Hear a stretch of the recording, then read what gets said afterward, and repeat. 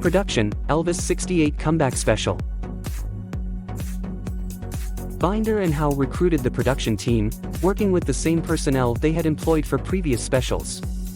Billy Goldenberg was named musical director, while Billy Strange was chosen as arranger by the Presley camp. The authors were Chris Beard and Alan Bly, and the costume designer was Bill Ballou. Beard and Bly developed a concept inspired by Maurice Maeterlinck's The Blue Bird. It was meant to depict Presley's career through his songs, with the special serving as the conclusion. Alfred DeCipio, singer's representative, and Parker both agreed on the concept. The authors were Chris Beard and Alan Bly, and the costume designer was Bill Ballou. Beard and Bly developed a concept inspired by Maurice Maeterlinck's The Blue Bird.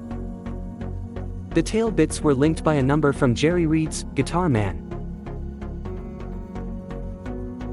An casual portion was planned in which Presley would converse with members of his entourage in a rehearsed chat in which he would appear self-deprecating while reviewing his film performances. A gospel piece, as well as a live stand-up act, would be included. The Christmas song chosen by Parker would then be performed, and the show would conclude with a spoken remark by Elvis Presley. Binder urged him to convey his thoughts on the present situation in the United States.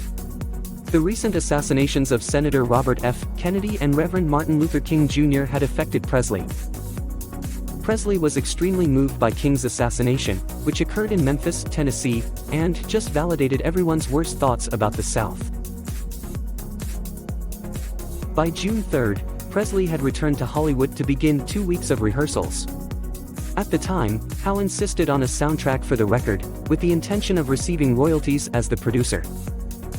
NBC perceived Howe's attitude as a possible threat to the special and directed Binder to fire him. The project was hindered further when Goldenberg protested to Binder about Strange failing to provide any musical arrangements for the program with only 2 weeks before the completion of pre-production. Binder spoke with Strange, who departed the special claiming he was too preoccupied with other projects. The production team permitted Howe to rejoin as producer and engineer a week before the end of rehearsals. The team relocated to the NBC studios in Burbank, California, on June 17. Goldenberg requested that Presley's big entourage be removed from the production location, claiming that his associates were interfering with the creative process. Presley began working on the planned routines with choreographer Lance Legault, while Ballou began working on the costumes. Binder and Howe came up with the idea for the show's casual segment after observing Presley engaging with his entourage while playing music during pauses. Binder intended to film the piece in the locker room to give the public an idea of how Presley's songs evolved in a more intimate context. Parker was opposed to the idea. Binder chose a sit-down performance on a small stage shaped like a boxing ring. He enlisted the help of Presley's initial support musicians, Scotty Moore and DJ Fontana, to emphasize the singer's musical roots, Presley's original bassist, Bill Black, having died in 1965. Charlie Hodge and Alan Fortas, members of Presley's entourage, also joined them. The written segment was scrapped, but the writers provided Presley with a list of subjects to talk in between songs. Topics covered included his early career, his Hollywood years, and the contemporary music industry. Presley began recording at United Western Recorders on June 20. Howe composed for a rhythm section of Los Angeles session musicians. Hal Blaine was the drummer, and Mike Deasy and Tommy Tedesco were the guitars. The NBC Orchestra's violin and brass sections were also enlisted.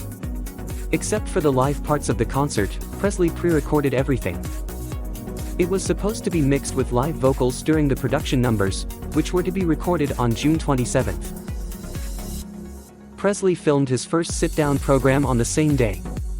Colonel Parker had informed the NBC crew that he would handle ticket distribution. He told them that he would fly supporters from all around the country to fill the studio.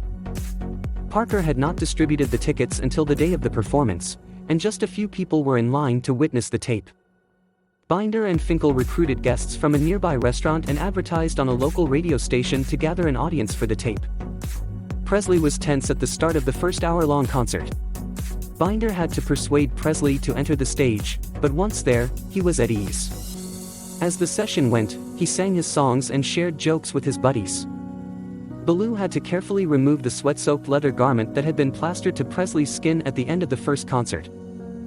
He had to manually wash it to make it ready for the following show. The rest of the costume team assisted him by using hairdryers to speed up the procedure.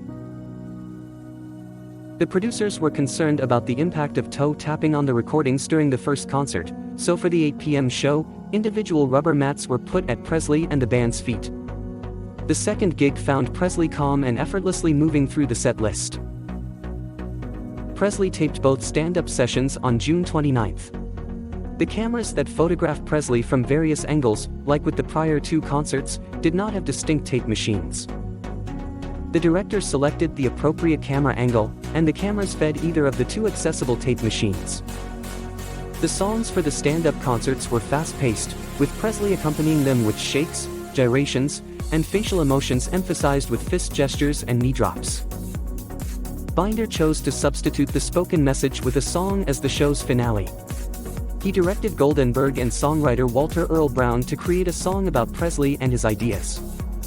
The following night, Brown penned "If I Can Dream." Binder forwarded it to Parker, who was still under the impression that the show's closing number was "I'll Be Home for Christmas." Binder ignored Parker's unpleasant reaction to the song and played it for Presley instead. Presley was persuaded to record it after hearing it 3 times. Parker requested 100% of the publication rights after seeing Presley's determination. Goldenberg withdrew his name off the publishing sheet and informed Parker that the song was written by Brown. Presley donned a 3-piece white outfit made by Ballou for this song.